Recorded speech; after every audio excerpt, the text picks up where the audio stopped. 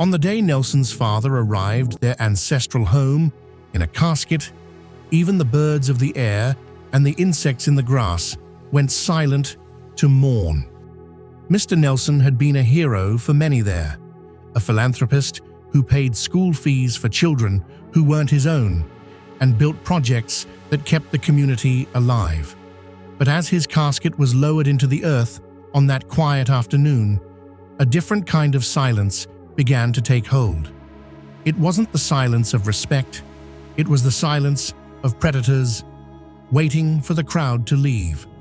Nelson was only a boy, still reeling from seeing his father executed by masked men in their house in Becklin City. He thought the village would be a sanctuary. He thought his father's blood, his own uncles, would protect them. He was wrong. Because in Becklin State, sometimes the people who share your name are more dangerous than the ones who carry the guns. Tonight, we're looking at the betrayal at the family compound, a story of how tradition was weaponized to turn a grieving widow and her children into outcasts in their own land. The burial was massive. Traffic jams choked the major roads for miles as mourners waited at bus stops just to glimpse the ambulance. At the wake keep, the air was thick with the smell of palm wine and the rhythmic thrum of village folk music. But for Nelson's mother, the music was a mask for a brewing storm.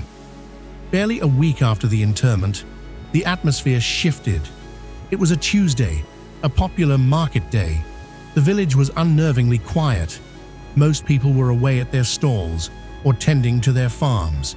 That was the moment Nelson's uncles, Uwakwe and Odinka, decided to strike.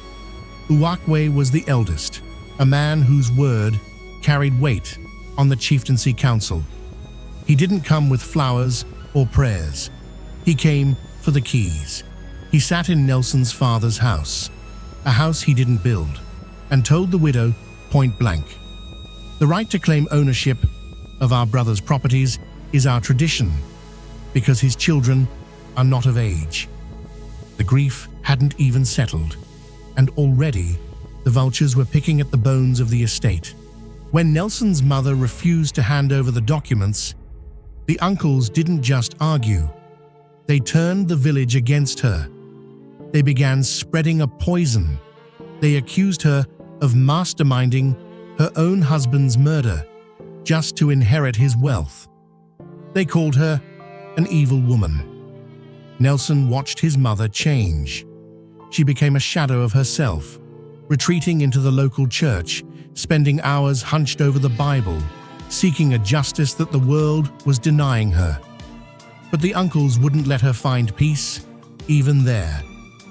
One evening, as the family returned from visiting a neighbor with a newborn, they found Uwakwe and Odinka waiting on their porch. Uwakwe began a loud, performative rant, accusing the mother of walking around the village for young men to admire her, all because she was a widow, not even 2 months into her mourning. Then came the ultimatum: hand over every title deed, every list of assets, every scrap of paper his father had worked 10 years in the bank to earn.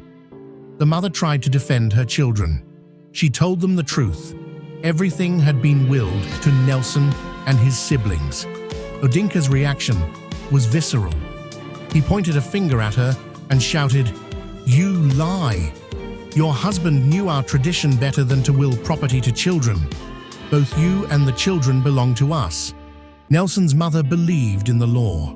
She believed that if she went to the king, the truth would prevail. 2 days later, the family was summoned to the palace. Inside, the air was heavy with the smell of old power. The council of elders was split. Voices rose in a furious, jagged argument. But the game was rigged before it began. Uwakwe and Odinka had been the ones who helped put this king on the throne, robbing the rightful heir of his crown years prior. The king looked at the widow and her children. He didn't see people.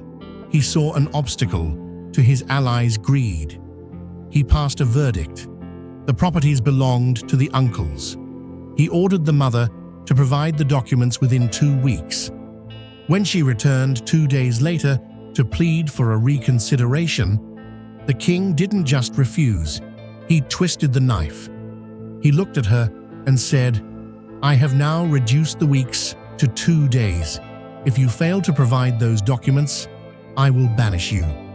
Nelson's mother walked out of that palace and through the village streets, weeping bitterly. The villagers, her husband's people, just stared. Nobody moved to help. That night, the village officially turned into a graveyard for the living. The corrupt chiefs sent a town crier through the dark. His voice rang out cold and final. Anyone caught helping the widow or her children will be banished from the village with their entire family. A neighbor who had offered them shelter was threatened. The Christian community, the only ones left with a conscience, realized the family had to run. They hired a vehicle in secret. At 9:30 p.m., under a moonless sky, Nelson and his mother began packing. They left behind the furniture, the land, and everything his father had built in the village. Nelson looked at his mother's tears and felt a cold, hard knot form in his chest. He whispered, "They will pay for all the pains they are causing us." His mother, even in her brokenness, tried to save his soul. "Don't think of revenge, son. God has a way of dealing with such people." But as the car sped away at midnight, passing the gate of the compound they were now forbidden to enter, Nelson wasn't thinking about God. He was thinking about the revenge of his father's death and mistreatment from his uncles. Nelson's back was bending, and the boy who entered the village was not the one leaving it. The Nelsons returned to Becklin City, moving from grace to grass, a journey that would in few years become a life to be spent in a single-room apartment in a flood-prone ghetto. They had lost their father to Mask's men, their home to their own blood, and their dignity to a corrupt king. But the documents of the properties his uncles were so desperate for, Nelson left behind to focus on the flash drive that consumed his memory. His journey was just beginning. He would spend the next 7 years becoming a hitman in the freelance confraternity, using the very skills of an assassin to find the people who destroyed his life. What would you do if your own family turned you into a fugitive? Let me know in the comments.